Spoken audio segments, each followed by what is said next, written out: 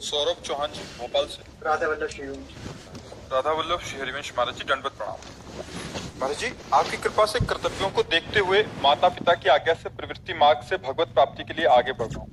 महाराज जी, खुद को मिटाकर आपको पाना चाहता हूँ, आपको कैसे पाऊं?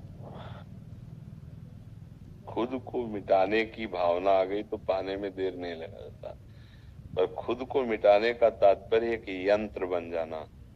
जैसे यंत्र में कोई संकल्प नहीं होता, जैसा यंत्री चलाता वैसा चलता है, ऐसे अब जो ही काहे करें हम सोई, आयस लिए चले निज दासी, मन क्रम वचन त्रिशुद्ध सकल मत हम श्री हित हरिवंश पासी। मन से, वचन से, कर्म से गुरुदेव की आज्ञा, शास्त्र आज्ञा में जीवन को समर्पित कर देने वाला अहम त्यागी होता है, और अहम त्यागी को भगवत साक्षात्कार बहुत जल्दी हो जाता है। समझ रहे ना? खुद को मिटाने का मतलब शरीर को कष्ट देना नहीं है। हम शरीर ही नहीं है, शरीर एक यात्रा के लिए गाड़ी मिली है भगवत प्राप्ति के लिए। इसको उचित भोजन, उचित वस्त्र, उत्तम आचरण और अंदर उत्तम विचार, शास्त्र का स्वाध्याय, संतों का संग, कर्तव्य का पालन, अपने आप का अहम गुरुदेव के चरणों में, इष्ट के चरणों में समर्पित हो जाता है, वो जीवन मुक्त महापुरुष हो जाता है। नाम जप करो, संतों की आज्ञा में रहो। संतों की आज्ञा जो शास्त्र सम्मत हो, शास्त्र सम्मत ही संत आज्ञा मानी जाती है। शास्त्र सम्मत आज्ञा का पालन करो और अपने कर्तव्य में दृढ़ रहो। और कर्तव्य करते समय सोचो, भगवान के द्वारा दी हुई बुद्धि बल से भगवान की प्रसन्नता के लिए ये कार्य कर रहा हूँ।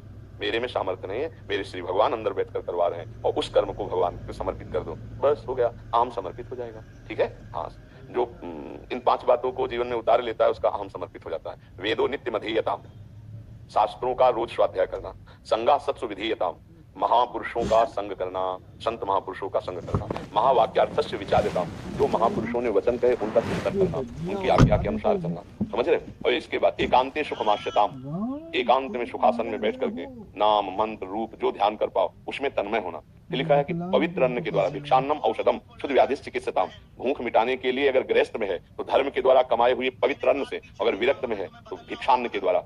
भिक्षा कई तरह की होती है हम अपने लोगों में, जैसे होती है मधुकरी भिक्षा, घर घर जाकर के 5 घरों से रोटी मांग के खाना। एक होती है आकाश वृत्ति, हम बैठे किसी से मांगेंगे नहीं, जो आ जाएगा उसी से हम अपना भरण पोषण करेंगे, उसी से हम अपना कार्य करेंगे, इसे आकाश वृत्ति कहते हैं। एक होती है अजगर वृत्ति, लेटा हुआ है, सामने मुंह के जो आ गया। संतों की अलग अलग होती वृत्ति। तो ये गृहस्थी की धर्म पूर्वक कमाई से, वो किसी का दान पुण्य भंडारा ये सब न स्वीकार करे, स्वयं मेहनत की कमाई से वो जो नमक रोटी बने वो खाए, धर्म का पालन करे, तो उसका अहम गलित हो जाएगा, भगवान को प्राप्त हो जाएगा।